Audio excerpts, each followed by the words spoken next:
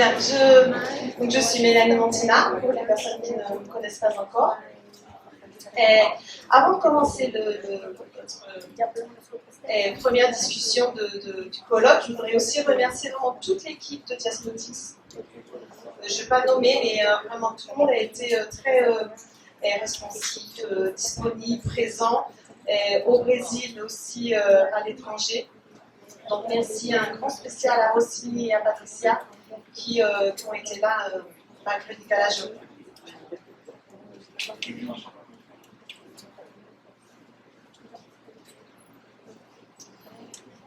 Donc aujourd'hui, ce matin, vous allez commencer notre première table d'ouverture avec le professeur André Area, qui est professeur titulaire de sociologie à l'Université libre de Bruxelles. J'en profite aussi pour remercier la présence du consulat de Belgique, qui, Emmanuel, est venu nous faire un petit coucou. Et aujourd'hui, Andrea va nous présenter les migrations transnationales du XXIe siècle, sélectionner les migrants selon leurs origines. Andrea va parler pendant 1 heure, et après on vous laissera la possibilité d'échanger, de poser des questions, et donc le dialogue sera, le débat sera ouvert. Je vous souhaite donc un très bon colloque, une très belle journée et de belles discussions.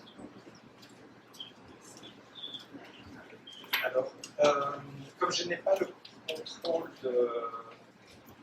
des diapositives, je fais signe pour Pascal, c'est ça? Ok. Antes de todo, gostaria de agradecer hoy a Nashi pelo seu convite para falar na abertura desta conferência da Universidade Federal do Rio de Janeiro. É um grande prazer estar aqui hoje. Obrigado pela tua generosidade e o teu acolhimento. Melanie Montinar, muito obrigado pela tua organização. Peço desculpa por não saber falar português. Tenho a tendência a falar rápido, mas para não prejudiciar os tradutores e o público, vou controlar ao máximo possível e possível. Je vous remercie beaucoup, donc je vais faire une présentation. J'ai tendance à me lever, donc je ne sais pas si ça va fonctionner pour l'enregistrement. Donc ma présentation, elle porte essentiellement dans un cadre eurocentré sur une dimension européenne, et je vais parler de l'Europe essentiellement. Je vais faire aussi, vous allez voir dans le plan, qui est vraiment long, je vais faire aussi un parcours dans l'histoire, parce que c'est important de comprendre la situation d'aujourd'hui par rapport à l'histoire de la migration européenne. Et puis je vais me centrer sur 2 enjeux, la question du travail, la question de l'asile, et aussi sur une chose qui est fondamentale aujourd'hui en Europe, c'est la création d'un double standard en matière d'asile entre l'accueil ouvert, enthousiaste de 4,5 millions d'Ukrainiens et Ukrainiennes, et tous les débats compliqué pour accueillir 1,2 million de Syriens entre 2015 et 2016. Alors, je voudrais juste passer au prochain. Voilà, c'est basé essentiellement sur un livre qui est une comparaison de 5 pays sur la manière dont l'accueil, surtout la polarisation de l'accueil des nouveaux arrivés arrive. Et c'est important, le titre de l'ouvrage qu'on avait publié, de Refugee Reception Crisis, c'est important parce qu'il est important de dire qu'il n'y a pas de crise migratoire, il y a une crise de l'accueil des migrants. Et ce n'est pas du tout la même chose. Et vous allez voir que toute la dimension discursive, vraiment fondamentale en réalité aujourd'hui, dans le débat, je vais insister sur cette dimension-là. Et c'est basé sur un ouvrage qui est sorti juste maintenant, qui est une comparaison sur la manière dont les citoyens ont accueilli les transmigrants en Belgique, qui étaient des Éthiopiens, des Somaliens, entre 2016 et 2019, et la manière dont les Ukrainiens et Ukrainiennes ont été accueillis en 2022 jusqu'aujourd'hui.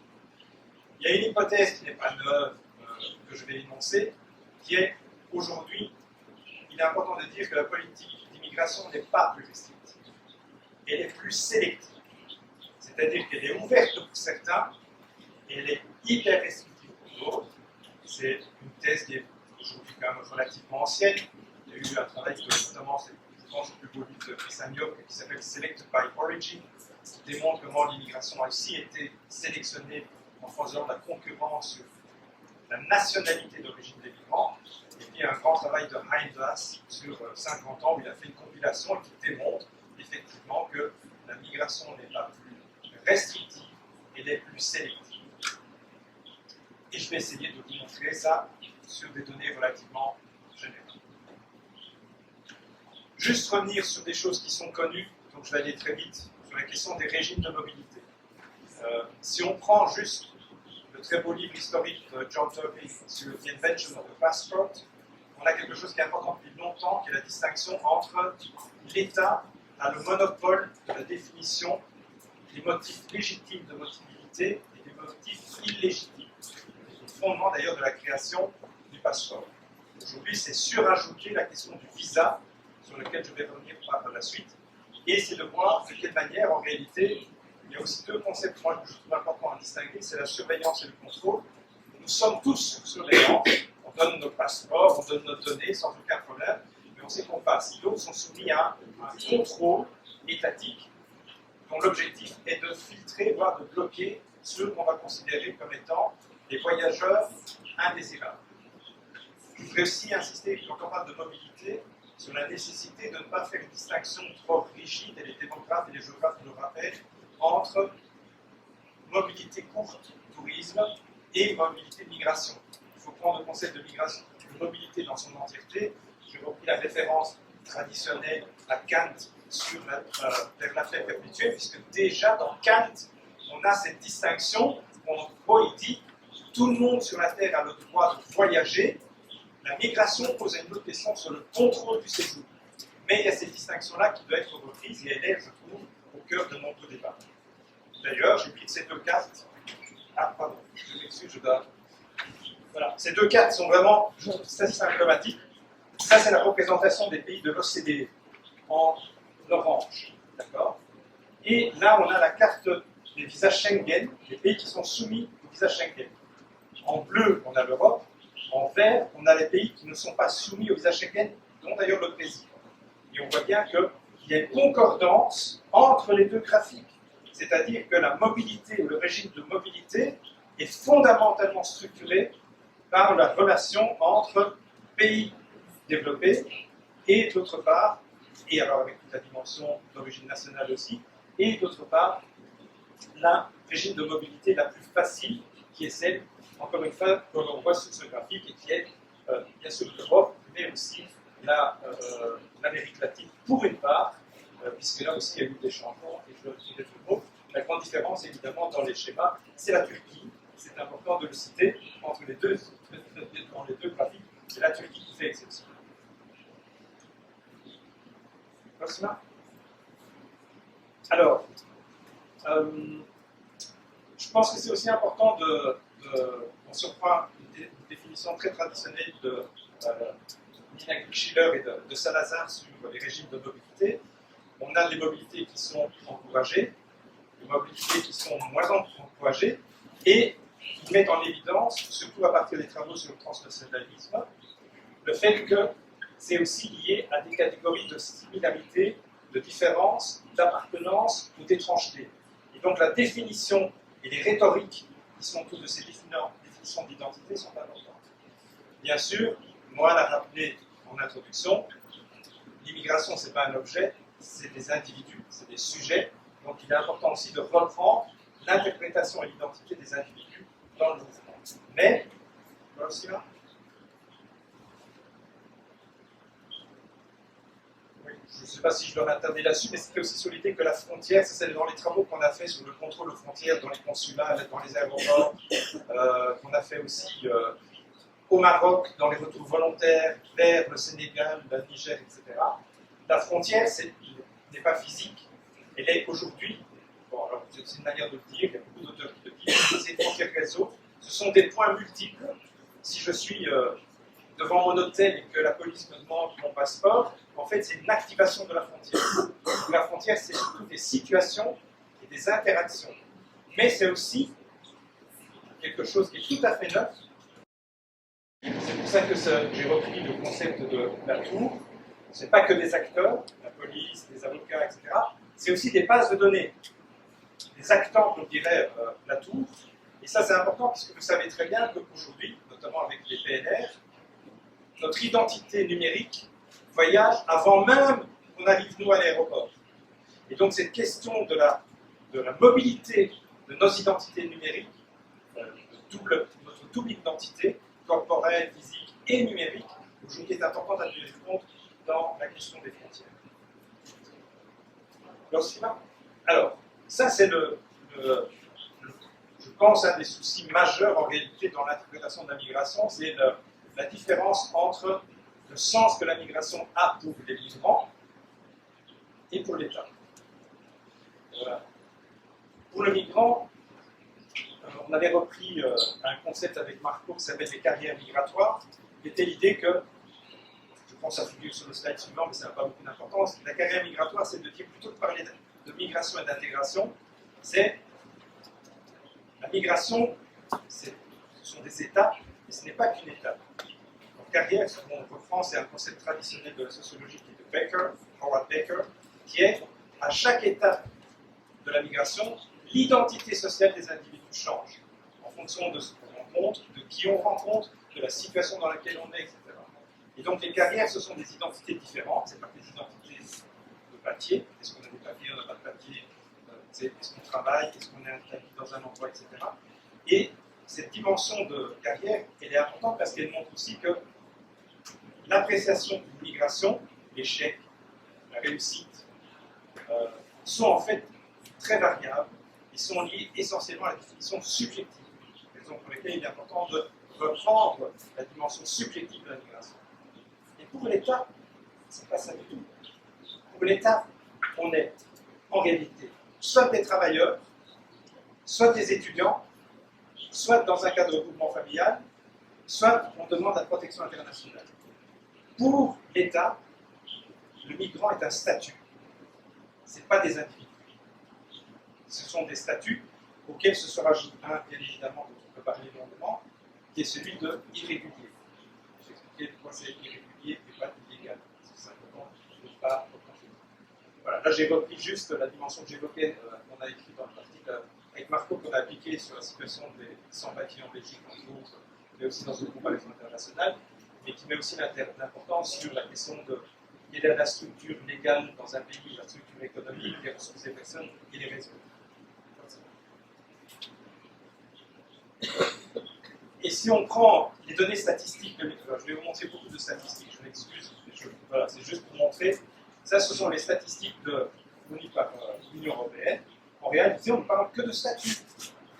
On sait si les gens sont venus pour le travail, pour la famille, pour l'éducation. Je reviendrai là-dessus. Première quand même remarque, pour le travail, vous avez ici les pays européens, de l'Autriche jusqu'à la Slovénie. Donc, vous voyez bien qu'on est à moins de...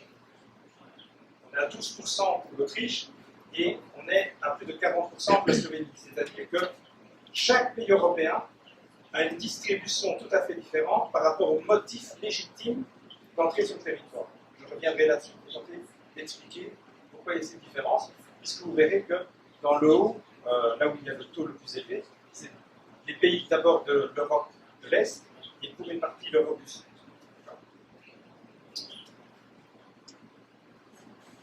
Alors, bon, je vais juste très brièvement faire une histoire de la migration, mais elle est importante dans la comparaison. Moi, je suis très heureux d'être ici. Je vais faire la comparaison aussi avec la situation latino-américaine, c'est très différent. Et cette rencontre-là me semble vraiment fondamentale. En gros, ici, ce qui est important, c'est de vous montrer que dans l'histoire de la migration européenne, en prenant comme point de départ l'immédiate après-guerre, 1945, même si on pourrait aller avant, mais prenons 1945, on a été dans une logique où on a été sur l'accroissement des droits des étrangers. Catherine Villeneuve a travaillé très longuement là-dessus pour montrer comment les étrangers, entre 1960 et 1980, ont acquis toujours plus de droits. En gros, si on reprend le concept des trois frontières de la citoyenneté, l'accès au territoire, l'accès à la résidence permanente, l'accès à la nationalité, dans ces trois domaines, entre 1980 particulièrement et 2000, les étrangers en Europe ont augmenté leurs droits. pas de droit au regroupement familial inscrit dans la loi générale avant. Elle est plus après. Depuis 2000, sur les 3 domaines que j'ai évoqués, il y a une régression. Mais il y a une régression particulièrement pour les États qui ne sont pas membres de l'Union européenne. Et c'est là où il y a une différence. Alors, je vais vous présenter 4 étapes. Je suis parfois très statocentré, très centré sur l'État. J'ai pris des dates qui peuvent être discutables. D'accord ? La date, c'est 46-74. En gros, c'est la vague de migration ordonnée, je vais revenir là-dessus. L'arrêt de migration, 73-74, en fonction des pays. Le regroupement familial, 74-89. Pourquoi 89 ? La chute du mur de Berlin a fait changer complètement la dynamique migratoire dans l'Union européenne.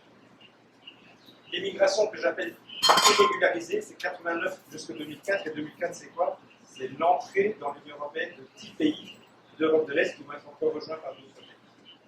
Et puis, ce qu'on connaît depuis lors, c'est, j'ai appelé une migration débridée, mais on reviendra sur le détail. Vraiment, en 2 mots, quelles sont les situations pour comprendre comment on est passé de les 3 premières étapes à la dernière que je vais développer dans la vidéo. Donc ça, c'est un schéma classique, ça vient du livre hyper classique, The Age of Migration, de Stephen Kessel et de Mark Miller. Bon, c'est la carte qui démontre que la migration d'après-guerre, elle va surtout sur l'Europe et je voudrais insister sur une chose, c'est que l'Union européenne n'existe pas. De quoi est-ce qu'on parle comme pays ici ? On parle de la France, de l'Allemagne, de la Suisse, et ce qu'on appelle le Benelux, la Belgique, les Pays-Bas et le Luxembourg. C'est ça les pays de migration dont on parle de cette époque-là. Bosnia ? Elle est basée sur quelque chose qui est important à l'époque, c'est les accords bilatéraux. Il en existe aujourd'hui. Ce qui fait que l'Union européenne n'existe pas comme elle existe aujourd'hui. Mais les pays que je vous ai cités ont tous fait des accords bilatéraux avec les mêmes pays. L'Italie, historiquement, je suis fils immigré italien en Belgique. L'Espagne, le Portugal, la Grèce, le Maroc et la Turquie.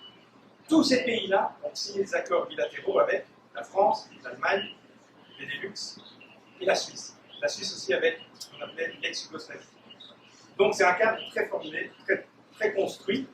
Il n'y avait pas de coordination, il n'y avait pas l'Europe au-dessus, mais il y a eu une similarité, une imitation des politiques publiques. C'était aussi des pays, bien évidemment, qui espéraient par la migration exporter leur misère dans les différents pays qui étaient modèle très traditionnel, secteur industriel, surtout les hommes, il faut revenir le travail féminin important dans la domesticité et dans le nettoyage. Ma mère est arrivée à 15 ans, je travaillais comme domestique dans une maison. Monde industriel, et ça c'est important puisque le changement après, c'est justement la disparition de l'industrie en Europe. Bosnia ? Oui. Bon, il y a un souci, c'est jusque 89. Donc ce qu'on voit en réalité, c'est à partir de 73, ça s'arrête et les flux migratoires. Bon, il y en a un qui est quand même très important parce qu'on parle très peu, c'est pas très bien documenté.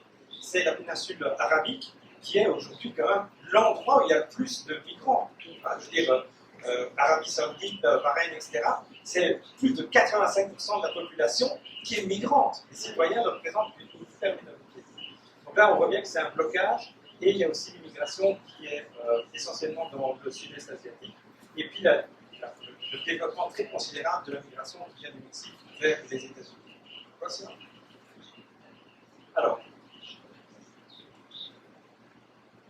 l'Europe n'a jamais eu à proprement parler de politique de peuplement. Néanmoins, l'image que je donne toujours aux étudiants, l'arrêt de l'immigration, c'est comme être devant un ascenseur, quand les portes se ferment, on trouve l'ascenseur pour être sûr de le prendre. C'est exactement la même chose avec le mouvement familial. L'arrêt de l'immigration, en réalité, fige l'immigration sur place et conduit à ce que, en particulier dans certains pays comme l'Allemagne, où c'était surtout des hommes seuls qui étaient là, font venir la famille. Et donc, le grand paradoxe des années 70 en Europe, c'est la fin de l'immigration, et pourtant il y a toujours plus de migrants dans les écoles, les enfants sont arrivés, et plus de femmes. Donc c'est à ce moment-là, en fait, où, en volume, l'accroissement de la population est plus important. Mais c'est aussi la période, et c'est important de la signaler, où, en fonction des pays, ça varie vraiment d'un pays à l'autre. Au début des années 80, c'est les modifications des lois sur l'accueil, le statut des étrangers en France, en Belgique, aux Pays-Bas. En Allemagne, c'est toujours un peu plus tardif. Une loi qui garantit la sécurité de séjour pour les étrangers, avec le permis de séjour permanent, qui n'existait pas avant sur notre forme, la possibilité pour les étrangers d'aller en justice pour aller à l'encontre des décisions qui sont prises sur leur statut, la législation contre le racisme et l'introduction dans la plupart de ces pays-là, à l'exclusion de la France qui connaissait depuis 1889, du jus soli, puisque c'est à partir de 1984 que les deuxièmes générations vont pouvoir acquérir la nationalité. Ça varie d'un pays à l'autre, etc. L'Allemagne, c'est ça en 1999.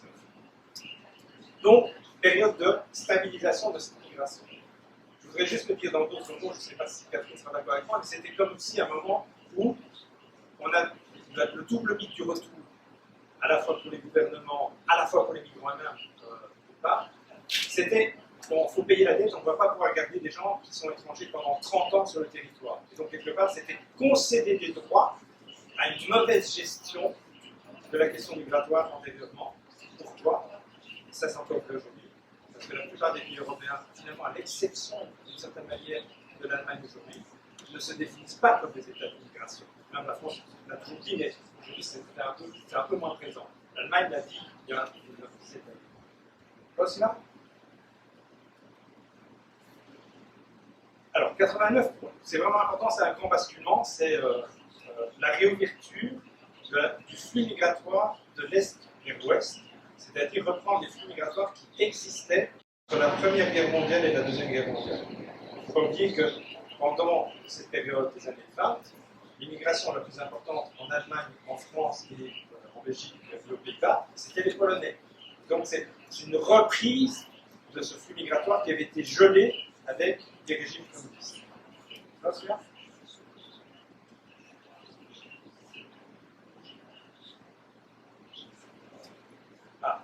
Bon, désolé, on ne voit pas grand-chose, mais bon, chute de mur de Berlin, une chose qui est importante, c'est que la première phase, quand même, c'est une différenciation sur la tolérance de l'irrégularité. À partir de 91, les Polonais en particulier n'ont plus besoin d'un visa pour rentrer sur le territoire européen. Et beaucoup vont faire la navette. Moi, j'ai travaillé sur des Polonais qui viennent de Białystok et des Chemnitz dans l'est de la Pologne. En fait, sont en situation irrégulière. Il y a une sorte de tolérance en réalité de leur présence, parce qu'en même temps, ils sont en train de discuter leur intégration future dans l'Union européenne. Et donc, c'est une population qui est surtout en situation irrégulière, qui est essentiellement dans deux secteurs d'activité, la construction pour les hommes et pour les femmes, la domesticité, le nettoyage. À la même époque, on a aussi beaucoup de mouvements de revendication de régularisation, et on le trouve essentiellement par le retard qui a été pris dans l'attribution du statut de réfugié, et donc c'est la fabrication de sans-papiers, mais par les institutions. C'est le mauvais traitement, la lenteur du traitement par l'État, la reconnaissance du statut de réfugié qui explique l'irrégularité. Et puis il y a autre chose qui apparaît, qu'on voit dans la photo tout en haut, c'est l'arrivée des Albanais dans le port de Brindisi en 1991, c'est les États d'émigration que sont l'Italie, l'Espagne, le Portugal, la Grèce, deviennent des pays d'immigration. Et ce qui est important, ça va fonctionner de manière tout à fait différente de ce que je vous ai dit précédemment. Ils arrivent et ce sont des campagnes de régularisation qui régularisent après les travailleurs en situation irrégulière. Il n'y a pas d'accord bilatéral, il n'y a pas de protection de l'appel au départ, c'est un laisser-faire, laisser-venir, principe même du libéralisme économique, laisser-faire, laisser-passer, précis. Ils arrivent et il y a des campagnes de régularisation, c'est important de le rappeler, ce sont des campagnes de régularisation à la fois par des gouvernements de gauche ou de droite. La plus grosse régularisation, à part celle qui va venir en Italie avec Berlusconi, c'est Berlusconi qui l'a fait. 700 000 personnes régularisées en un coup, en particulier dans un secteur particulier qu'on appelle des badante en Italie, qui est les personnes qui s'occupent des personnes âgées à domicile. Donc c'est le care. Et c'est la féminisation, c'est aussi la période de la féminisation. Il y a un autre élément sur lequel je reviendrai, c'est aussi bien évidemment la guerre en ex-Yougoslavie, qui va produire énormément de demandeurs d'asile et de futurs réfugiés. D'abord en 91 et puis en 2000 avec le Kosovo.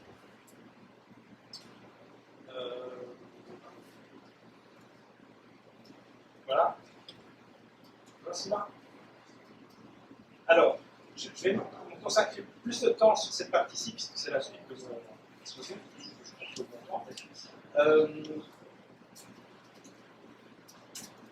La particularité de la période de 2004, c'est l'élargissement de l'Union européenne à quelque chose d'important, c'est qu'on va passer des nouveaux États membres qui étaient avant des migrants. Maintenant, ça va devenir la libre circulation des personnes, puisqu'elle est inscrite dans les traités européens. Là, on a aussi une autre modalité de la définition du régime de mobilité, puisqu'on est dans une logique de libre circulation. Alors, c'est un peu plus compliqué, puisque pendant un certain nombre d'années, les Polonais pouvaient venir en Europe de l'Ouest, mais avaient besoin d'un permis de travail pour accéder sur le marché du travail. Bon, ça a duré 7 ans, ça dépend des pays, entre 7 et 9 ans. Après, ça a été enlevé. Et donc, on est vraiment dans une logique d'ouverture. Alors, je vais juste m'arrêter une seconde sur ce point-là. L'Union européenne s'est toujours développée en ayant en son sein un bassin de recrutement d'une main-d'œuvre bon marché. Donc, l'Union européenne des 6, c'est l'Italie qui signe tous les accords bilatéraux avec tous les pays pour l'exportation de main-d'œuvre. Donc, l'Union européenne se développe en ayant en son sein des pays où économiquement on est à un niveau plus bas et où on va avoir des migrants qui vont venir, dont une partie vont accepter de faire des travaux, des emplois que les nationaux ne veulent plus faire parce que, pour un bien payé, déprécié, etc. L'élargissement de 2004, l'élargissement de 2007, c'est exactement la même chose. C'est internaliser un marché du travail. La Pologne et la Roumanie aujourd'hui, qui est les flux migratoires les plus importants, pour avoir une main-d'œuvre à l'intérieur qui accepte certains types d'emplois, on appelle, pas très joli, mais l'ethnostratification du marché du travail, la segmentation ethno-raciale du marché du travail. Mais c'est vrai aussi pour les pays d'Europe de l'Est. Les pays de l'Europe de l'Est, dont la Pologne, des Polonais qui travaillent en Allemagne, en Belgique, en France, les Ukrainiens, les Moldaves, prennent l'emploi industriel qui a été délocalisé en Pologne. C'est la même chose pour la Roumanie. Donc c'est important de voir que le développement économique de l'Europe fonctionne toujours avec en son sein une partie de la réserve de main-d'œuvre qui accepte des emplois précarisés avec un salaire moins élevé. Mais évidemment, il n'y a pas que ça. Je ne reviendrai pas là-dessus, mais c'est important sur la question, encore une fois, de l'intersectionnalité par rapport à la migration, en particulier sur le rapport entre le régime de migration, de welfare et de care. La féminisation de la migration, elle est liée essentiellement à une différence de welfare dans les différents pays. Donc, je vous plais toujours parce que j'ai une étude aussi sur les fonctionnaires européens. Les fonctionnaires européens, c'est vrai aussi pour le professeur d'université, ne vous inquiétez pas. L'égalité entre les hommes et les femmes est assurée en externalisant sur une autre femme le travail qui n'est pas fait par le couple qui surtravaille. Donc, quelque part, en termes d'égalité des genres, structurellement, on n'a rien réglé, puisque de toute façon, pour assurer l'égalité entre les hommes et les femmes dans un couple qui veut réussir sa profession, son expérience, sa carrière professionnelle, on exporte sur une autre femme l'éducation des enfants, le nettoyage de la maison, les bourses, etc. Donc, en termes structurels, il y a juste une reproduction humaine, juste ça ne touche pas les mêmes personnes. Une autre migration importante, évidemment, et vous allez voir, je vais insister beaucoup là-dessus, en réalité, une des migrations les plus importantes, et qu'on ne nomme pas migration, c'est la libre circulation des personnes. Aujourd'hui, en Europe, je vais vous montrer des chiffres tout à l'heure, il y a autant de circulation d'Européens que de non-Européens. Et puis, il y a deux choses qui sont sur lesquelles je reviendrai, mais je voudrais juste insister aussi sur l'étude d'e-job, parce que vous allez voir que ça joue de manière très forte. S'il est vrai que le bassin, il y a toujours à l'intérieur de l'Union européenne un bassin de main-d'œuvre bon marché, il y a aussi le recours, surtout à l'immigration irrégulière, de travail irrégulier. Et ça, c'est le modèle, je vous l'ai dit tout à l'heure, c'est ce qu'on appelle c'est Nico Coulier, c'est qui l'a nommé comme ça, c'est le modèle méditerranéen, l'informalité, la flexibilité, et surtout dans un secteur sur lequel je vais m'attarder à un moment donné. L'océan.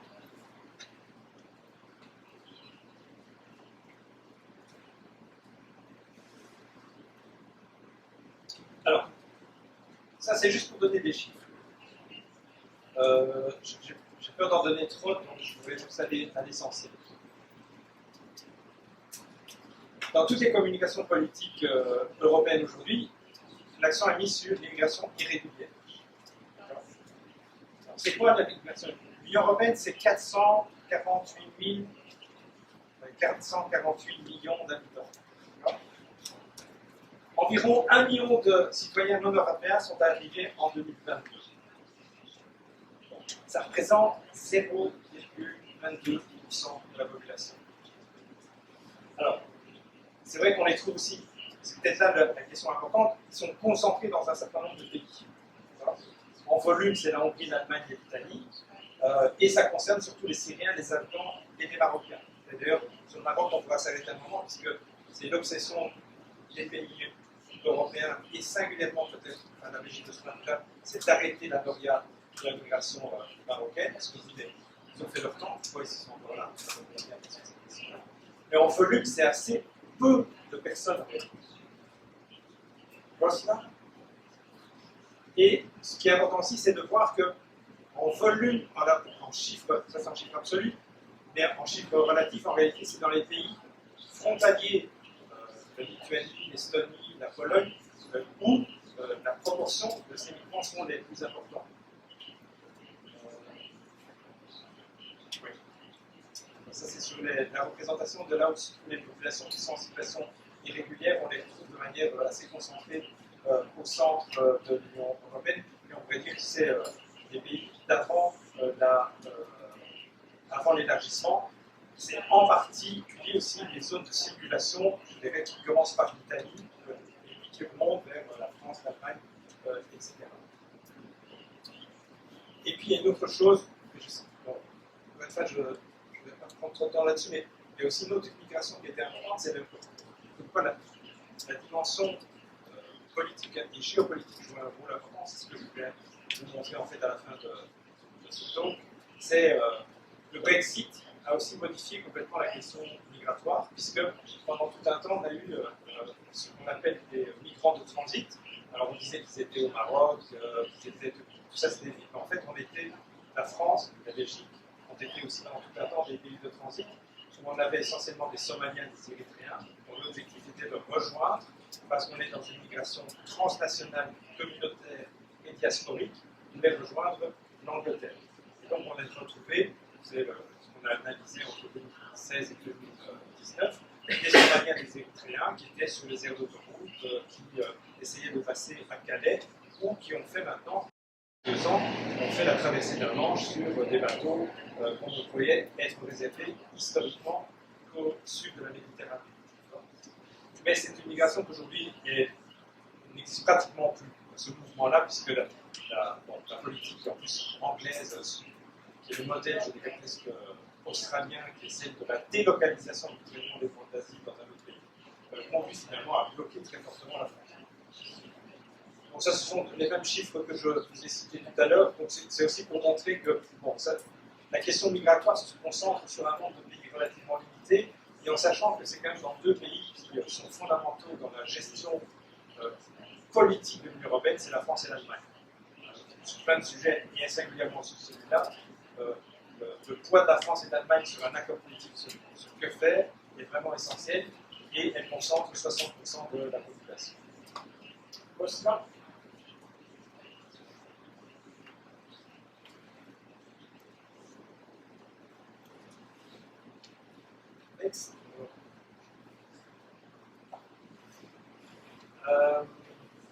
Alors, ici, moi, je vais aussi insister sur qui sont les pays qui ont attribué le plus de premiers permis de résidence au cours des dernières années. Ce n'est pas la France, il y en a trop, ce n'est pas l'Allemagne, c'est la Pologne. Et ça se pose essentiellement, encore une fois, sur la gestion de la proximité de la frontière extérieure de l'Union européenne. Et ça concerne singulièrement les Ukrainiens, les Biélorusses, mais aussi les Indiens. Donc, ce qui est important aussi de voir, c'est que cette question d'attribution des permis, des premiers permis, on a toujours une représentation de ce qu'on appelle en Europe des pays de Visegrad, qui est la Pologne, la Roumanie, la Hongrie, qui sont très opposés à la migration. Il y a un discours d'opposition, mais il y a une réalité politique qui est plutôt celle de l'attribution, parce qu'il y a des besoins qui sont liés à la démographie d'une part, et d'autre part aussi d'ailleurs à la question du marché du travail. D'accord, Sylvain ?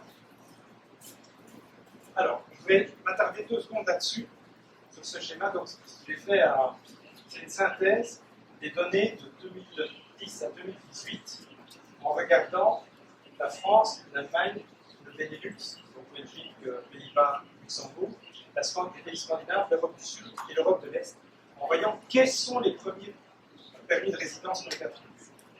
Et on voit une grande différence entre ceux-ci. La première, c'est pour les pays historiques de migration, que sont la France, l'Allemagne, le Benelux et la Scandinavie, approximativement 40% des premiers permis sont dans le cadre du regroupement familial. Ce qui est important qui a changé, le regroupement familial, sur base de la législation internationale, qui repose sur le droit de vivre en famille, est un droit des migrants. Et c'est important de le reconnaître comme ça, parce qu'aujourd'hui, il y a une tendance à vouloir le remettre en cause, en particulier pour les réfugiés. Mais en Allemagne aussi, en Danemark encore. C'est vraiment important de le reconnaître. Donc, ça concerne d'ailleurs surtout des personnes qui ont obtenu le statut de réfugié, qui font venir leur famille, c'est surtout d'ailleurs cette partie-là. En orange, c'est le travail. Les personnes qui obtiennent le premier permis de séjour pour des raisons de travail, en Europe, c'est cacahuète, en Belgique, c'est pas grand-chose. C'est 10% en France, 11% en Allemagne, 15% en Benelux, 20% en Scandinavie. Par contre, c'est 26% dans les pays d'Europe du Sud et c'est 57% dans les pays d'Europe de l'Est. Donc on voit bien qu'à l'intérieur de l'Union européenne, les régimes migratoires sont différents. Et ils sont fondés surtout sur le travail pour les pays du Sud et les pays de l'Est. Très peu pour les pays historiques de l'Union européenne. Où ce qu'on voit beaucoup plus, c'est la protection internationale. Réfugiés, c'est ce qui est en bleu clair, c'est 8% en France. Alors l'Allemagne, ça c'est particulier. Alors évidemment, entre 2017 et 2018, il y a la crise de l'accueil des Syriens et des Irakiens pendant cette période-là, donc c'est ce qui explique le taux très élevé. 23% Benelux, on dit à 23%, et presque rien du tout à l'époque, sur cette période-là. Aujourd'hui, c'est pas tout à fait ça. 3% et 4% pour l'Europe du Sud et l'Europe de l'Est. Donc, régime migratoire très différent. Alors, la question qui peut venir, c'est pourquoi il y a si peu de travailleurs en France? Pourquoi est-ce qu'il y a si peu de premiers permis de séjour pour des raisons de travail en France, en Allemagne, au Benelux? Et c'est ce que je voulais vous expliquer, et je vais faire un peu plus de temps là-dessus parce que c'est important de comprendre cette question. Bon, bien sûr, il y a un chiffre noir, c'est qu'il y a du travail irrégulier, et que ça, on le retrouve essentiellement dans le sud de l'Europe. Mais par exemple, si on prend un pays où je viens, qui est l'Italie, le travail irrégulier est fait aussi pour les nationaux. Hein. Moi, j'ai des cousins, je travaille 12 heures, on leur paye 2 heures, et puis le reste, c'est en noir. Cette tradition de l'informalisation du marché du travail, elle est structurelle, ne concerne pas que les migrants. Mais ce qu'on a, c'est aussi une fragmentation du travail immigré. À l'époque industrielle, les travailleurs immigrés avaient le même statut que les nationaux. C'est pour ça que historiquement, les syndicats ont toujours été contre l'immigration, mais pour l'égalité des droits entre les nationaux et les migrants. On ne va pas faire de concurrence. Mais aujourd'hui, le travail migrant, il est fragmenté. Il y a les travailleurs saisonniers, il y a les faux indépendants, il y a le travail régulier, et là sur lequel je vais m'arrêter quelque peu parce que c'est sans doute pas une législation qui est connue du tout en Amérique latine, c'est ce qu'on appelle le détachement du personnel, en anglais les post-employment, sur lequel je vais revenir. Les secteurs dans lesquels ils sont, ce n'est plus du tout l'industrie, il n'y a plus l'industrie. Il y avait 3 millions de métallurgistes en Europe, il n'y en a plus un seul. Plus un seul. Construction, l'horticulture, ça on peut en discuter, c'est vraiment le secteur d'activité, on cueillait des fruits et des légumes, c'est le secteur d'activité mondial qui ne fonctionne que parce qu'il y a des travailleurs migrants. Partout. La domesticité, le care, même chose, travail féminin. Le tourisme, même chose. C'est ce qu'on appelle des secteurs à haute intensité de main-d'œuvre. C'est des secteurs d'activité non délocalisables et qui, pour fonctionner, ont besoin de beaucoup de main-d'œuvre. Et la thèse sous-jacente, c'est qu'il n'y a pas de question de migration au départ, c'est la dérégulation du marché du travail qui explique les modifications de l'allocation des travailleurs migrés sur le marché du travail. C'est parce qu'on dérégule le marché du travail qu'en réalité il y a des conséquences sur le travail immigré. Je vais prendre un exemple. Là, je pense que c'est lui, si je ne me trompe pas. Le détachement des travailleurs. Alors, je vais essayer d'expliquer très simplement. En Europe, il y a une directive qui est la libre circulation des services, qui date de 1996. Je vais prendre un exemple pour être relativement simple. Admettons qu'on soit à Bruxelles et que l'université, qui est l'université de Bruxelles, décide de rénover ce local en considérant qu'il n'est pas en bon état. On fait un appel d'offres, qui est un appel d'offres européen. Concurrence oblige. Et c'est une société dont le siège social est à Varsovie qui gagne le contrat. Cette société qui est à Varsovie, qui gagne le contrat, va exécuter le travail sur base d'une facture, parce que c'est un service. Cette société qui est à Varsovie, mais peut-être ailleurs ici, peut-être ailleurs, elle est à Varsovie. Elle vient avec ses travailleurs. Elle vient exécuter le travail à Bruxelles. En termes de réglementation de travail, on doit suivre la législation belge, les salaires belges, mais la protection sociale est payée par le pays d'origine.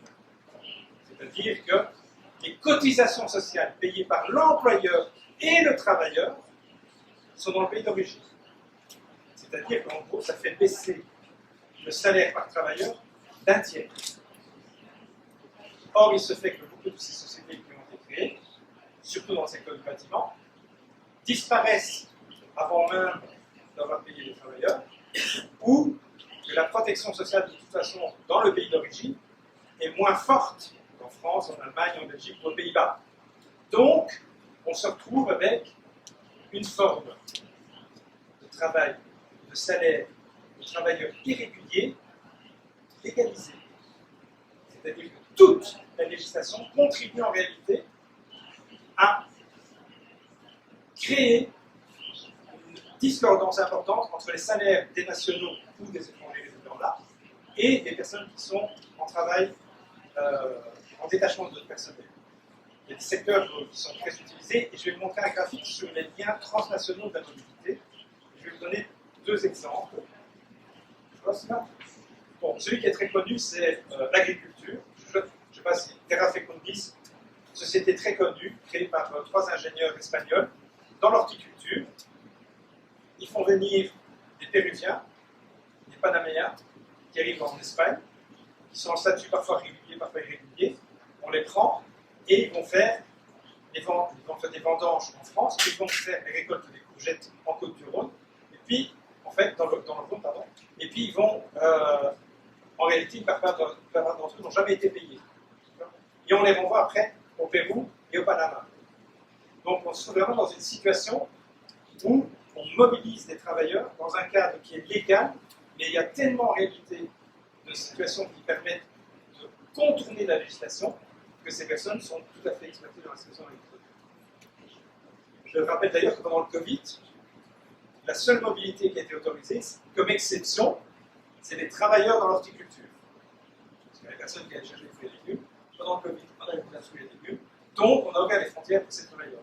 Et l'autre exemple qui est là, tout au-dessus, C'est la crise sanitaire qui a démontré qu'en Allemagne, dans une ville, dont je oublie le nom, où il y a la découpe de la viande, très connue, hein, donc la viande est produite, et en fait elle est découpée ailleurs, sur 6000 travailleurs, en 3 jours, 1000, et on découvre que ce sont des travailleurs roumains et polonais. En fait, c'est le logement qui était la source de contamination de ces travailleurs-là. Mais on a fait aussi la mobilité de ces travailleurs, parce qu'on en a besoin dans des secteurs, surtout de l'horticulture, mais aussi de la viande, entre autres. C'est pour ça que j'ai pris un autre exemple qui me semble important. Donc, ce que l'on pourrait dire, c'est le détachement du personnel, c'est de la migration sans travailleurs immigrés. Parce qu'ils n'ont pas le statut de travailleurs immigrés. Ils sont des personnes qui sont dépendants dans l'entreprise. Donc, ils viennent travailler pendant un certain temps, et puis quand ils ont fini le boulot, en fait, ils ne sont pas maintenus. Donc, ils n'ont pas besoin de documents, de titre de séjour. Ils sont attachés, non pas à un État, ils sont attachés à l'entreprise. Alors, là, je pense qu'il y a des graphiques sur les origines. Voilà. Ça, c'est une étude qui a été faite sur quelle est l'origine nationale des travailleurs détachés et de la lieu où ils vont. Bon, regardez, les Brésiliens, ils vont où? De 2008 jusqu'à 2018, majoritairement, ce sont des travailleurs qui vont au Portugal. Donc aujourd'hui, les travailleurs brésiliens qui arrivent au Portugal ne sont pas nécessairement utilisés comme travailleurs irréguliers, comme des personnes qui peuvent avoir un titre de séjour pour raison de travail. On les fait venir dans le cadre du détachement du travail. C'est le rêve de l'immigration de travail en Europe. Le travail temporaire. Tu travailles et tu rentres chez toi. Tu finis ton travail, tu rentres chez toi. C'est l'idée de l'immigration de travail temporaire. C'est vraiment la réalisation normative de ce rêve. Si on prend les Ukrainiens, on les retrouve essentiellement en Pologne. Donc vous voyez bien que c'est aussi des logiques historiques qui sont là. La question des Bosniaques, on les retrouve surtout en Slovaquie. Le Maroc, c'est plus particulier. En fait, on le retrouve essentiellement dans les 3 pays où ils sont le plus présents, à savoir la France, les Pays-Bas et l'Espagne. Et les Kosovars sont aussi surtout en Slovénie. Donc, je vais vous présenter ceci sur le travail détaché, ce qui explique quoi. C'est qu'aujourd'hui, quand on dit en Europe, on veut des canaux réguliers de migration de travail, en réalité, il est là. Mais ce n'est pas avec un statut de résident permanent, c'est en tant que travailleur temporaire. D'accord ? Et ça, c'est quand même quelque chose qui est très important pour comprendre la raison pour laquelle, en France, en Allemagne, en Belgique, aux Pays-Bas, il y a peu de titres de séjour attribués pour des raisons de travail. Parce que ceci est l'alternative la plus économique pour les entreprises.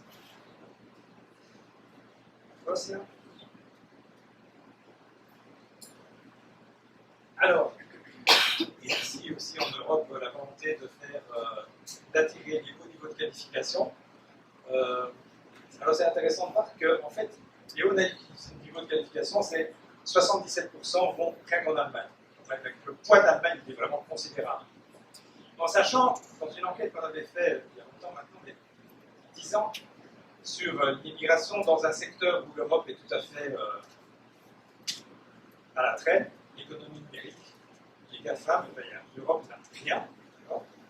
Et pendant tout un temps, l'Allemagne avait essayé d'attirer des travailleurs indiens pour venir travailler dans le secteur de l'économie numérique, des ingénieurs, etc. Il lance un appel pour 20 000 travailleurs, ils en ont 8 000. Il pose la question de mais pourquoi est-ce qu'ils ne viennent pas chez nous? Et une enquête qui a été faite au Canada démontrait qu'en fait la plupart d'entre eux allaient au Canada. Et en interrogeant ces travailleurs, ils disaient mais si je vais au Canada, la liberté religieuse qui est la mienne est reconnue, et donc je ne vais pas aller en Allemagne où la dimension de la reconnaissance de la religion est moins connue. Et donc, les États européens pensent que c'est eux qui déterminent les modalités de la mobilité, alors que les migrants eux-mêmes peuvent faire un choix, peuvent choisir.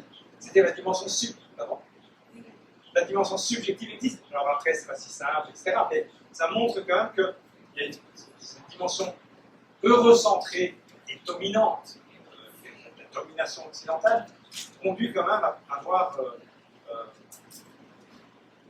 la prétention de considérer, de penser ce qui est le bonheur pour autrui Alors même que, bon, en général, chacun essaye de définir aussi. Donc voilà, mais je veux dire, on est vraiment très largement en deçà de ce qui se passe aux États-Unis ou au Canada en matière de mobilité des personnes hautement qualifiées. Costa. Oui, je vais passer là-dessus. La seule chose qui est importante, c'est de voir aussi que sur les demandes d'asile, ce que je voudrais vous montrer maintenant, c'est le danger, mais on doit sortir des choses beaucoup mieux là-dessus, c'est le danger qu'aujourd'hui en Europe, c'est la remise en cause du droit d'asile. On va avoir des élections européennes en juin. Même le responsable allemand du Parti populaire européen, qui est le parti le plus gros en Europe, qui représente les chrétiens démocrates, a dit dans une interview la semaine passée qu'il faut qu'on ait un quota de réfugiés par an en Europe. Ce n'est pas Marine Le Pen qui l'a dit, c'est Weber qui l'a dit. Donc cette dimension de remettre en cause le droit d'asile est très présente. Et quand on voit les migrants, ben, c'est souvent les mêmes, c'est les réfugiés syriens, afghans, alors vénézuéliens, ça on pourra peut-être en discuter sur la comparaison avec les pays, dont le Chili d'ailleurs, dont on a parlé tout à l'heure, et les Turcs, mais aussi partie d'Afrique. Je vais juste insister sur la situation des Afghans. Les Afghans, c'est une situation d'un paradoxe mais gigantesque. Tout le monde blâme le gouvernement taliban en Afghanistan. On accepte de prendre les demandes d'asile des Afghans. Certains d'entre eux sont déboutés du droit d'asile, on ne leur donne pas le statut de réfugié. Ils sont dans une situation irrégulière. Ils sont irréguliers et inexpulsables. Parce que comme il n'y a pas d'accord entre l'Europe et l'Afghanistan, en réalité, on ne sait pas les expulser. Donc, la politique publique produit encore de l'irrégularité, non pas par le fait des migrants eux-mêmes, mais par la non-mise en œuvre d'une politique qui soit en concordance avec le discours politique, notamment, et d'autre part la situation des Afghans. Alors, ça, j'ai pris les données statistiques sur un temps long qui va de 1986 jusqu'à 2022. Alors, ça, c'est les demandes d'asile, en sachant qu'on est dans un moment donné, on est avec 15 pays européens, puis on est avec 25 pays, et puis on est avec 27. Et en gros, quels sont les différents moments? Le premier moment, qui est un moment très important, c'est celui de 91, c'est la crise au port de l'Europe. C'est la guerre en ex-Yougoslavie, et on a, et ce sont des demandes d'asile qui viennent des Croates, on est à peu près à 600 000, mais on est, encore une fois, avec 15 pays. En opposition à là, on est avec 27 pays. Deuxième crise importante, c'est les Kosovars, c'est en 2000. Et puis, bien sûr, on a la crise de 2015-2016 d'accueil des réfugiés syriens et irakiens. Et puis, avec il y a une chute après, il y a le Covid, et puis depuis 2 ans, en fait, ça reprend. C'est sur base de cet accroissement, c'est 1 million pour l'ensemble de l'Europe. Donc ça signifie encore une fois 0,25% de la population européenne, et qu'aujourd'hui se concentrent tous les débats et toutes les discussions politiques sur le danger de l'arrivée de cette migration, pour lequel il faut arrêter de donner le droit d'asile. Sinon bon, ça, notre collègue, je sais bien, va en parler beaucoup plus. Le pacte européen pour l'asile et la migration, là, on en parlera, mais je pense que c'est important de bien voir 2 principes, et je présenterai tous les points. Mais un, dans le droit d'asile, on est en train de dire que les ressortissants de pays dont statistiquement on remarque que le taux de reconnaissance est faible ne doivent plus être traités qu'à la frontière. C'est-à-dire qu'on va créer des hotspots où les gens vont être obligés de rester. Le cas typique, c'est le Maroc. Le Maroc, on pourra considérer que c'est un pays sûr, dont normalement on n'est pas persécuté pour aucune raison. Le taux de reconnaissance marocain est excessivement faible, et donc ce sont des personnes qui ne pourront pas demander l'asile ailleurs qu'à la frontière extérieure. C'est vraiment le modèle, mais c'est le modèle australien qui est visible, c'est on met sur une île où les Britanniques, on envoie au Rwanda les gens pour traiter l'asile avant de venir sur le territoire. C'est vraiment l'externalisation du contrôle à la frontière. Et le deuxième, c'est c'est la solidarité, en fait, c'est de payer que ceux qui reçoivent des migrants mais qui n'en veulent pas, en fait, s'ils ne veulent pas, ben, ils doivent payer ceux qui reçoivent. Vous voyez bien qu'on est sur une monétarisation en réalité du droit d'asile.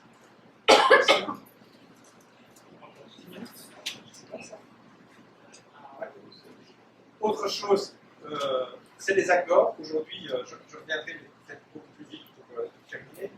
C'est la migration en Europe. Le désavantage de l'Europe, c'est sa position géopolitique, géographique, qui fait que c'est pas le Canada. Quoi. Pour arriver en Europe, c'est plus simple qu'au Canada pour demander l'asile.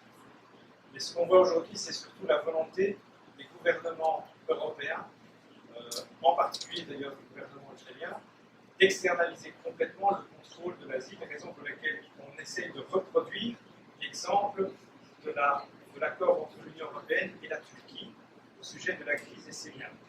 C'est vous gardez les Syriens chez vous et on vous paye pour les garder chez vous. 6 milliards en 5 ans.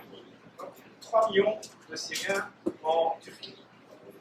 Autre accord qui vient d'être signé, c'est avec la Tunisie, à la fois avec Meloni et avec mais il y a eu un accord qui a été signé la semaine passée avec la Mauritanie et un accord avec l'Égypte qui a été signé il y a 2 semaines. L'objectif, c'est quoi? On vous paye pour empêcher les migrants irréguliers de prendre le bateau et de partir. Et on a bien vu ce qui s'est passé avec la Tunisie, c'est que la police tunisienne a renvoyé vers le désert un certain nombre d'irréguliers dans des conditions terribles. Donc c'est la volonté en réalité de financer le contrôle du départ de certains pays dans une logique d'accord, de coopération avec les pays. Donc on est vraiment dans la question de l'externalisation du contrôle des pays.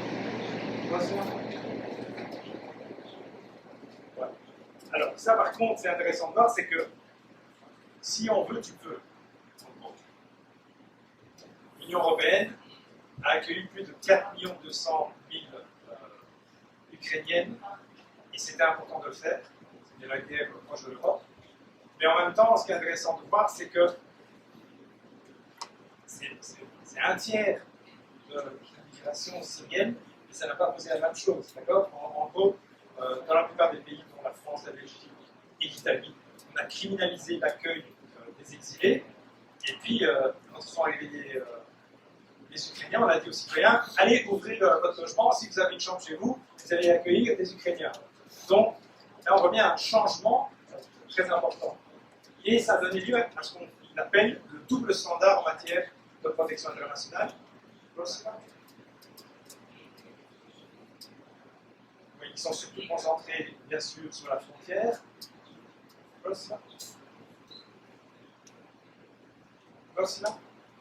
Voilà.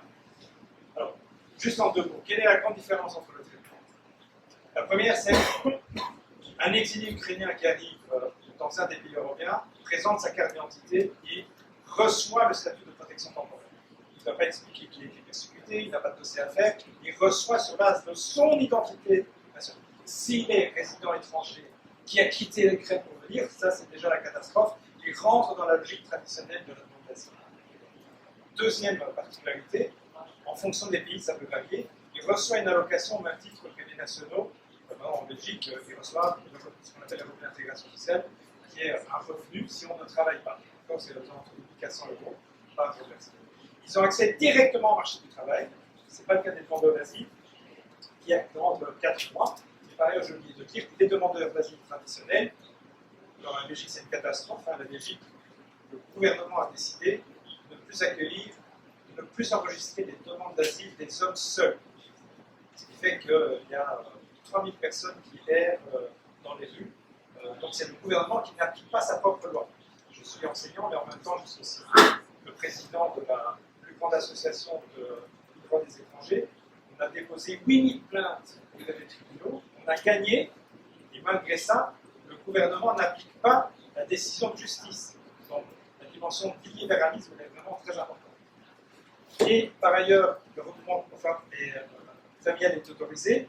Et surtout, il y a une chose qui est importante, c'est que tous les demandeurs d'asile en Europe sont soumis à Dublin.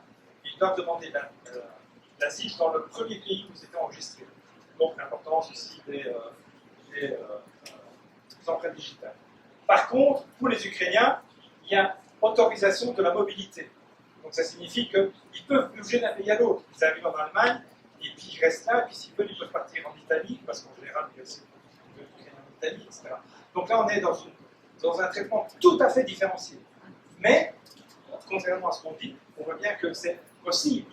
Ça signifie qu'on pourrait élargir cette situation-là à d'autres situations. J'en ai une problématique pour l'instant parce qu'elle me tient vraiment à cœur, et c'est au Brésil, donc je peux le dire avec fortement. Les Palestiniens aujourd'hui ne reçoivent pas de visa humanitaire pour quitter la bande de Gaza pour aller dans un pays européen. Les Palestiniens qui introduisent les demandes d'asile ne sont pas prioritaires dans le traitement des demandes d'asile.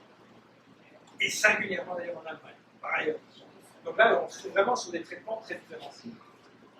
Alors, je vais tout suivre parce que sinon je ne vais pas y arriver, mais juste, que dire sur cette situation? Oui, on peut considérer que quand on fait les enquêtes, la plupart de la population disent oui, mais les Ukrainiens sont proches, ils sont européens, ils sont blancs, etc. En réalité, ce qui est important de voir, c'est que cette différence culturelle, je pense qu'elle existe, mais par ailleurs, elle diminue avec le temps. Ce qui est vraiment important de voir, c'est la dimension géopolitique de la définition de la politique de migration. La volonté d'intégrer dans l'OTAN et l'Ukraine, en fait, c'est la volonté qui résout tout. Avec le grand paradoxe qu'il y a eu en Europe, c'est que vous pouvez être turc en Allemagne et avoir attendu pendant plus de 30 ans pour avoir un titre de séjour permanent, alors que si vous étiez un orthodoxe, vous descendez de l'Allemagne, vous arriviez en 1990 en Allemagne, vous receviez votre passeport allemand si vous aviez la preuve que vous aviez un grand-père ou une grand-mère qui était allemand. Donc on voit bien que la dimension, en plus de sang, qui est dans la définition de la nationalité, reste très prégnante dans cette définition. Et ce qui est important ici, je vais souligner surtout, c'est la dimension géopolitique, en réalité, qui est sur le sujet. Alors, je vais conclure en passant sur le dernier slide, en fait, je voudrais parce que je vais passer toute une partie, si vous ne verrez jamais, parce que j'ai préparé trop. Encore. Oui, ça c'était, je vais vous présenter quels sont les 4 dispositifs de sécurité de contrôle aux frontières, mais je ne vais pas y arriver, donc je vais aller sur la fin pour terminer. Donc en gros, il y a 4 grands dispositifs de sécurité de contrôle aux frontières. Un, c'est la définition des groupes à risque. Les gens qui sont soumis au visa et les personnes qui viennent de pays sûrs, qui ne peuvent pas demander l'asile. Bon, l'Union européenne a ceci particulier, c'est qu'elle a supprimé le droit d'asile à l'intérieur. C'est quand même assez particulier. C'est considérer qu'on peut ne pas être persécuté dans son propre pays. Son premier cadre de dispositif de sécurité, c'est la définition des catégories, des populations qui sont à risque, parce qu'elles risquent d'être mobiles pour des raisons de migration, alors même qu'on ne veut pas les avoir comme migrants, ou des personnes qui viennent de pays sûrs, dont on considère qu'ils n'ont pas demandé l'asile. Deuxième dispositif, très connu aussi, c'est l'idée de la délocalisation des frontières. La première frontière, comme on sait bien, pas de Sarko qui devait venir. Première frontière qu'il a, c'est le dispositif pour avoir son visa pour entrer au Brésil. Mais il le fait à partir de son pays. Donc c'est délocalisation des frontières, notamment dans les postes consulaires, mais il y a aussi l'ensemble des bases de données qui existent et qui enregistrent aujourd'hui, qui sont toutes mises en réseau d'ailleurs. Quand vous demandez un visa au consulat français, tous les autres consulats de tous les pays européens sont au courant qu'il l'a reçu, qu'il ne l'a pas reçu, etc. Troisième motif très important, qui est vraiment aujourd'hui très important qu'on a déjà présenté, c'est l'externalisation du contrôle des politiques migratoires. L'externalisation, c'est demander aux pays frontières de pouvoir mener le contrôle dans les politiques de transit. C'est le fait de financer le retour volontaire. Il y a une très très belle thèse, un très beau livre que Naomi Sama a fait sur le retour volontaire de Sénégalais et de Nigérians à partir du Maroc. Et alors ça c'est aussi intéressant, c'est qu'aujourd'hui que la politique d'immigration, elle est faite aussi par le public. C'est d'anciens migrants qui deviennent ceux qui vont convaincre les migrants à signer leur déportation. Donc c'est vraiment quelque chose qui est... Et puis il y a les campagnes de sensibilisation. pas le temps d'expliquer non plus, c'est les campagnes financées par l'Union européenne qui expliquent aux gens ne bougez pas. Surtout ne bougez pas, parce que si vous bougez, vous allez mourir dans l'eau, etc. Vous allez vous noyer, etc. Je n'ai pas le temps de présenter ça, mais je voudrais donc terminer sur un graphique. Oui. Prossima. Encore. Ah, ok. Donc, ce sont des graphiques qu'on a réalisés à partir des enquêtes de European Social Survey, dont l'objectif était de voir le discours contre la migration produit-il les politiques migratoires les plus récentes. C'est sur deux questions qui existent depuis 2000. Et la thèse est relativement simple. On dit toujours l'opinion publique est sévère sur la migration, il faut avoir des politiques plus récentes. Les travaux de Bart Meuleman et aussi de d'autres Hollandais de Crécy, etc., démontrent que c'est l'inverse. C'est le discours politique qui crée la politique récente. Je vais vous montrer ces deux graphiques de manière relativement simple. C'est en gros sur deux questions qui portent en général sur est-ce que l'immigration est mauvaise pour l'économie, est-ce que l'immigration est mauvaise pour la culture. Ce sont des questions qui sont posées chaque année sur le même type de panel. En gros, on le voit ici, en gros, c'est entre 50 et 60% de la population disent oui, c'est mauvais. Il y a toujours une opinion relativement tendanciellement négative, mais elle est stable dans le temps. Elle n'était pas stable pour les pays de l'Europe de l'Est, en particulier à partir de 2015-2016. Pour une raison historique importante, c'est à l'inverse des pays européens de l'Europe de l'Ouest, ce sont des pays qui n'ont pas connu de migration depuis, en réalité, la modification des régimes politiques qui sont les leurs, et donc l'opposition a été plus marquée, parce qu'elle a été aussi plus forte sur un temps relativement court. Et donc c'est là où on voit un peu plus. Mais en gros, ce que démontrent ces graphiques, c'est qu'il y a polarisation, ce qu'on appelle aujourd'hui la polarisation des opinions, entre ceux qui sont pour l'accueil et ceux qui sont pour le rejet. Et ce que je voudrais juste vous montrer en disant ça, bien, le suivant, c'est un tout petit cas, encore un autre. Voilà. Donc, quand on fait les études sur les individus, on voit effectivement que ceux qui ont des opinions les plus négatives sont les populations qui sont tendanciellement en compétition avec les gens. Personnes sans diplôme, avec un travail et un salaire relativement bas, qui ont un niveau d'éducation faible, etc. Donc ça, c'est une manière de poser la question en le centrant sur la cause des individus. Et je trouve que ce qui est intéressant, c'est d'expliquer ce graphique-ci. C'est très petit, ça concerne un pays qui s'appelle la Belgique, qui fait l'opposition entre la partie francophone et néerlandophone. Du côté francophone, pas de parti d'extrême droite, même pas, il n'existe pas. Du côté néerlandophone, un très gros parti d'extrême droite qui risque de gagner les élections au mois de juin. Les opinions sont les mêmes. Les opinions publiques sont strictement les mêmes. Et depuis plus de 20 ans, le parti d'extrême droite met à l'agenda politique de manière systématique une dimension cognitive de comment forcer l'immigration. Les partis traditionnels, pour plein d'autres raisons, perdent le poids qu'elles avaient historiquement, reprennent des propositions de l'extrême droite en se disant que ça va aller mieux. Et en fait, c'est une situation où on va vers une fermeture par rapport à l'immigration non européenne de manière très très forte. Et je pense que c'était le dernier slide que je ne vais pas vous montrer maintenant. Je pense que ce qui manque, c'est un récit alternatif à celui-là. Ce n'est pas que des conditions, ce n'est pas que des mesures, c'est vraiment un récit alternatif. Et j'espère que le récit alternatif qu'on peut entendre dans le livre dessus puisse inspirer les personnes européennes comme moi qui sont parfois assez désespérées de la situation que nous connaissons. Je vous remercie.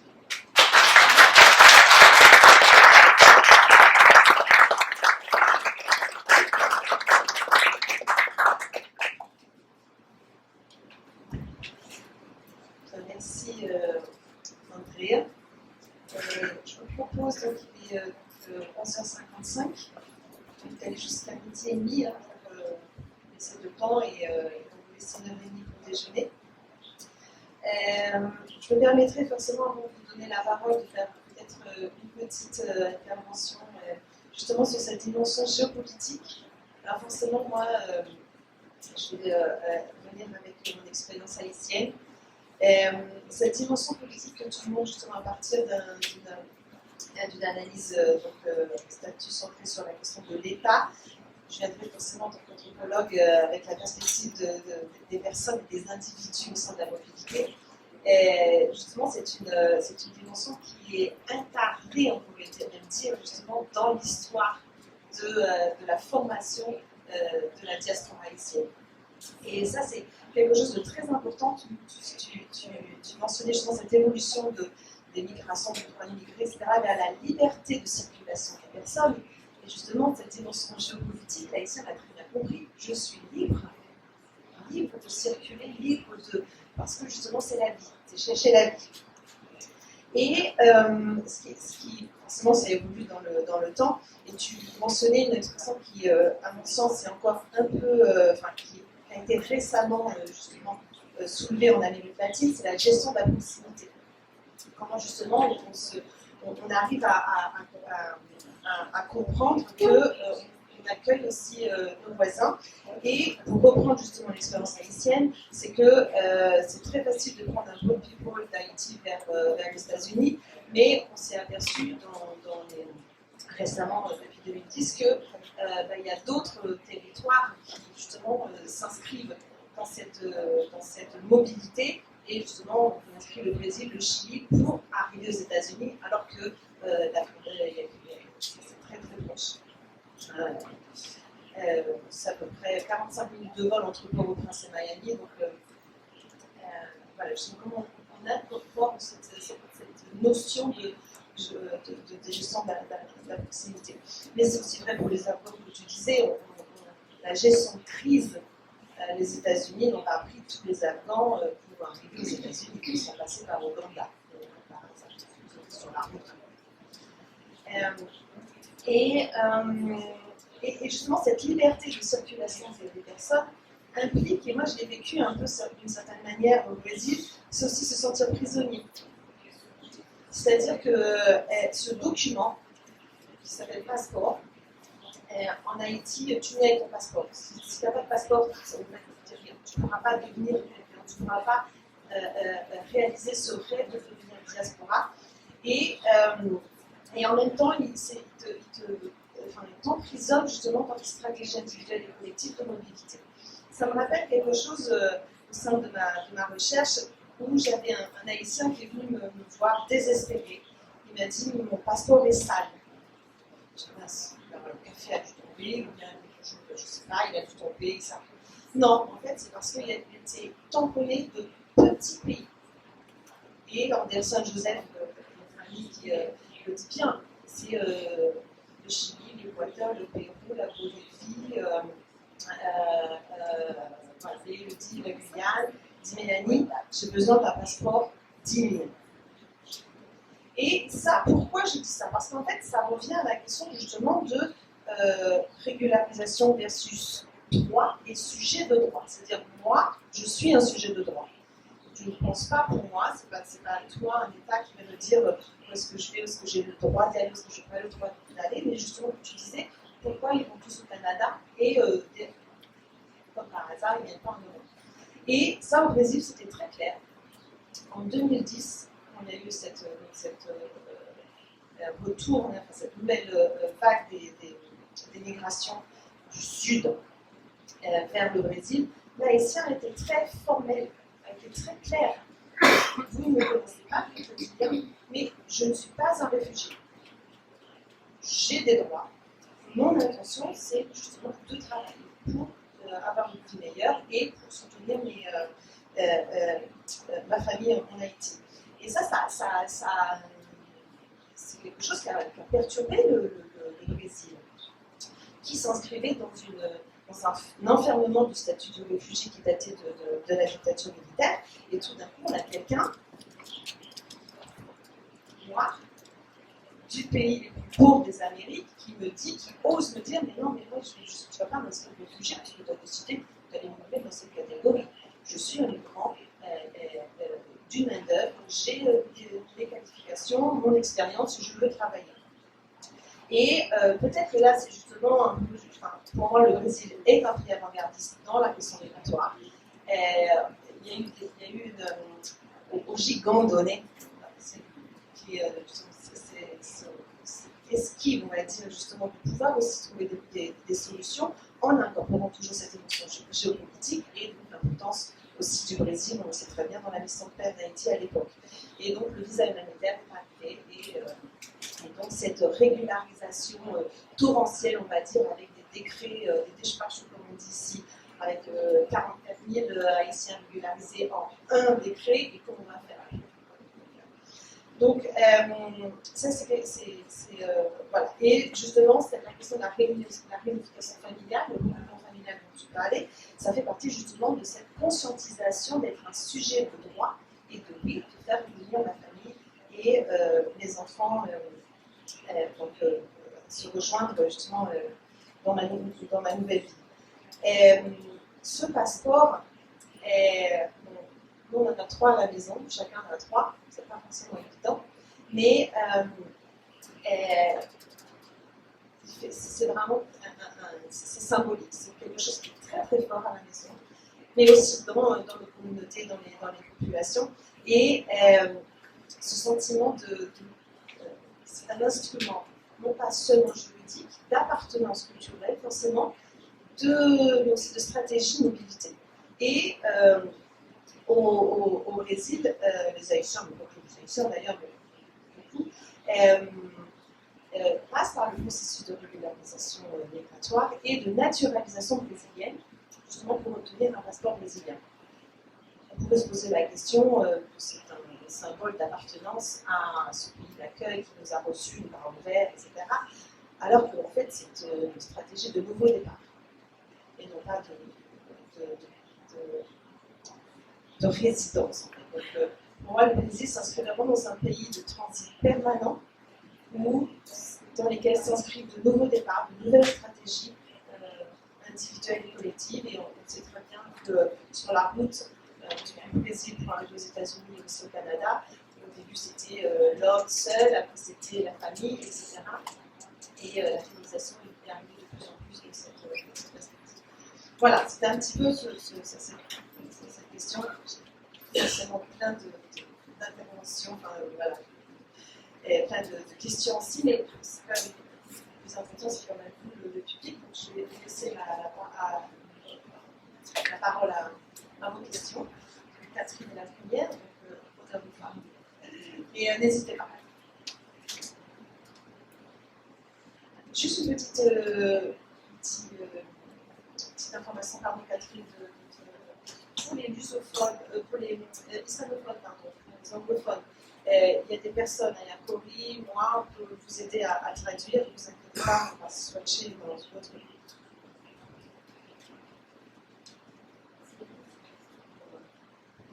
Andrea, tu as conclu sur un point qui maintenant commence à se développer, l'idée que les décideurs sont plus anti-immigration que l'opinion publique, peut-être parce qu'ils espèrent gagner des voix avec des anti-immigration dans leur stratégie électorale. C'est un phénomène que l'on trouve beaucoup en France, mais aussi ailleurs. Donc ça, là-dessus, maintenant, ça commence à être un peu établi parmi les travaux de recherche. Et moi, je m'interrogeais sur non pas la dimension étatique, mais l'Europe. Puisque tu es à Bruxelles, la question du Conseil européen, avec son vote, soit la majorité qualifiée, soit l'unanimité, le blocage qu'on a connu de la Hongrie et de la Pologne, etc. La Commission, qui est quand même dominée par un parti, disons, plutôt anti-immigration. Quelle est la place de l'Europe dans ces positions migratoires qui déteignent sur les politiques étatiques?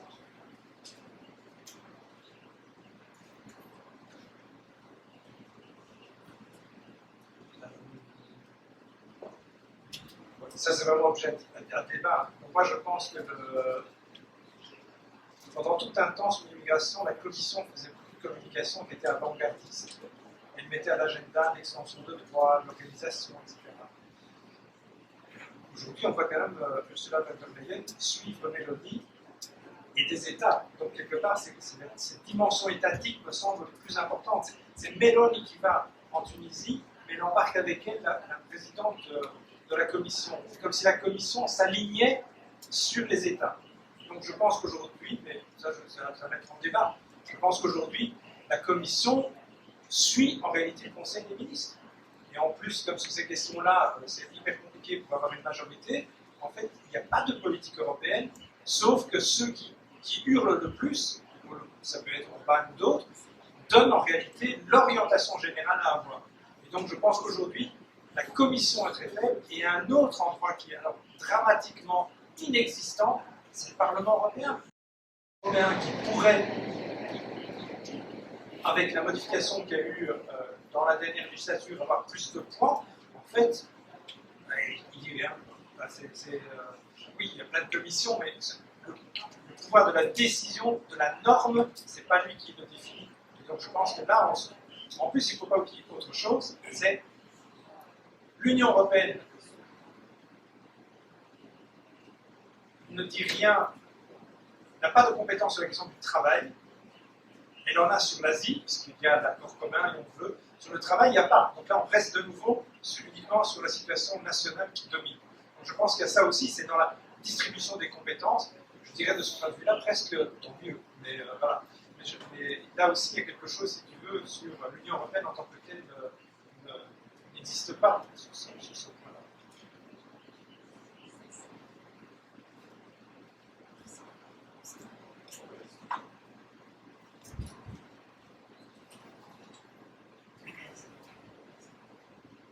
Merci de poser, vraiment c'était très intéressant. Je vais faire seulement une petite remarque. Vous avez parlé des questions génétiques de sang, c'est évident, c'est aussi avec l'Espagne. L'Espagne a des accords avec les gens de l'Amérique latine, vraiment très intéressant pour pouvoir avoir accès à la consultation espagnole. Et vous avez parlé de la géopolitique. C'est aussi évident avec l'Ukraine. Mais qu'est-ce qui se passe avec les questions culturelles? Culturelles et non culturelles religieuses. Parce qu'évidemment,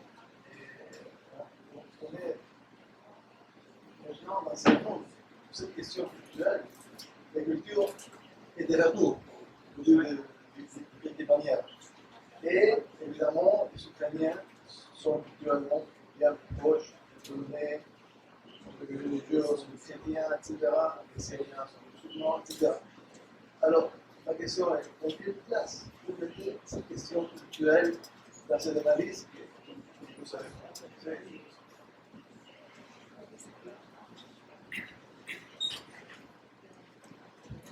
Alors, dans un premier temps, ce qui est intéressant pas sur les flux migratoires. Il y a un autre cas sur lequel je vais publier un article en 2009 avec mon collègue David Robin sur la question de cette externalisation des politiques migratoires en perspective comparative entre l'Union européenne et ceux qu'on a connus une bonne quinzaine, une bonne vingtaine d'années auparavant, ici, du côté des Amériques, et notamment de la part des États-Unis, en montrant que finalement, cette externalisation de la politique européenne dans les pays du Sud, à partir d'une militarisation, à partir de la construction de murs sous diverses formes, pas forcément physiques, mais sous diverses formes, cette démultiplication des murs dans les pays du Sud, finalement, on avait observé ça à propos des États-Unis, dans la Caraïbe, dans le bassin caribéen, à propos d'une migration très particulière, qui était la migration que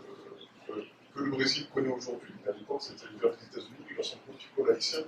Et donc, le cas haïtien sur lequel on travaille aujourd'hui beaucoup en Amérique latine, et notamment au Brésil, il est intéressant aussi parce que, en perspective historique, il nous permet de mettre en miroir, en comparaison, ces deux processus d'externalisation de part et d'autre de l'Atlantique. Donc, à partir du cas haïtien, on peut mener une réflexion sur la planétarisation de ces processus d'externalisation de politique. Et nous, la conclusion de notre article, ça avait été de dire que finalement, On avait écrit ça en 2009 quand on observait ce qui se passait dans les années 2000, cette externalisation progressive hein, de la politique migratoire européenne. Et ce qu'on avait dit, c'était que, en fait, à l'époque, bon, ça a un petit peu changé maintenant, mais en 2009, au final, cette externalisation de la politique migratoire états-unienne dans le bassin caribéen, avec certains pays d'Amérique centrale, avec la base de Guantanamo, avec un certain nombre de lieux forts comme ça, de cette externalisation, bien ça avait été un échec pour les États-Unis. On se disait que on s'interrogeait sur la prétendue efficacité du point de vue de ceux qui promouvaient en tout cas cette politique. On s'interrogeait sur évidemment le bien fondé, mais également l'efficacité de ce type de politique sur le long terme et leur impact sur les sociétés concernées, donc d'origine et d'installation.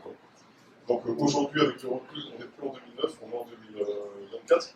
Donc qu'est-ce que tu penses au travers de tout ce que tu as pu observer dans l'Union européenne et dans les pays d'Afrique, et notamment les pays d'Afrique du Nord, quel est ton regard avec le recul sur cette question-là?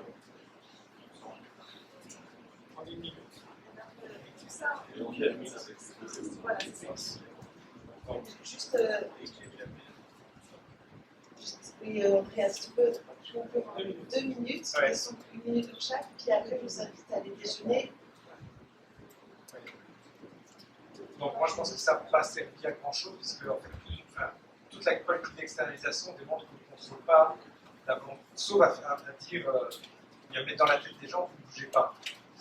C'est la politique de l'immobilisation, et c'est ce qu'on est en train de faire avec les discours, avec une partie de la politique d'externalisation.